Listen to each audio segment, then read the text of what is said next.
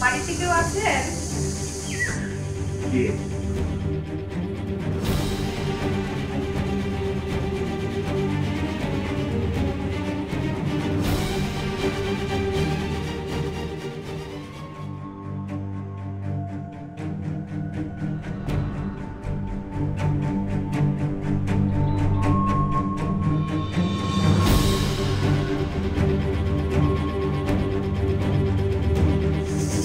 নমস্কার দিদি, আমি রায়বাড়ির বড় কর্তার স্ত্রী।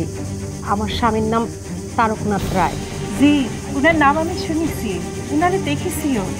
আপনি আমাদের বাড়িতে কোনো কাজে এসেছেন? দিদি, আমি লোকমুখে শুনেছি আপনি অনেক দয়ালু, আপনি অনেক বড় মনের মানুষ, মানুষের বিপদে অনেক সাহায্য করেন। দিদি, আমি আপনার কাছে একটু সাহায্যের জন্য আসছি। আপনার কি কোনো বিপদ হয়েছে? বিপদ কিনা জানি না দিদি, তবে আমার জীবনটা একেবারে নষ্ট হয়ে গেছে দিদি।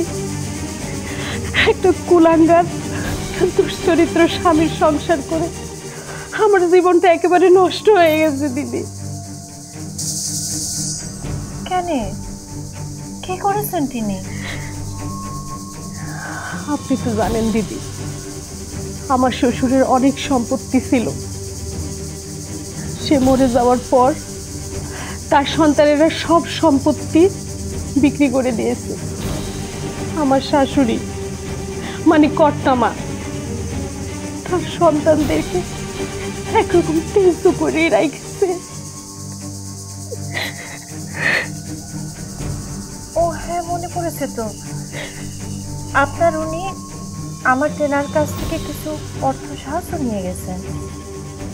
দিদি, এরকম সাহায্য সে সবার কাছ থেকেই নেয়, নিশ্চেও, কিন্তু আমাদের দুর্দিন অভাব শেষ হচ্ছে না দিদি।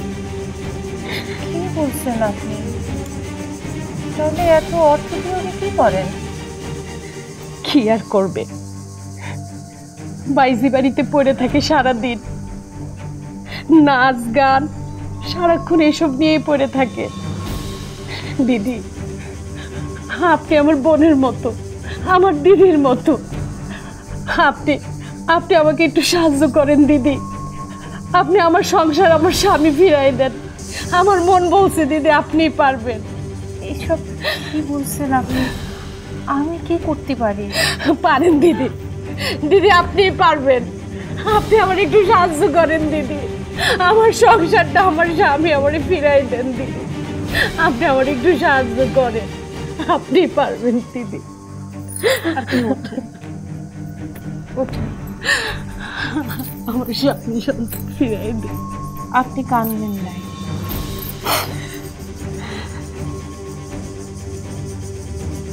আমি চেষ্টা করব, কথা দিলাম। আপনি কাঁদবেন নাই। আপনি চেষ্টা করলে পারবেন দিদি, আমার মন বলতেছে দিদি আপনি পারবেন, আমার একটু সাহায্য করেন। বীরেন, ইনারে বাড়ি দিয়ে আসো।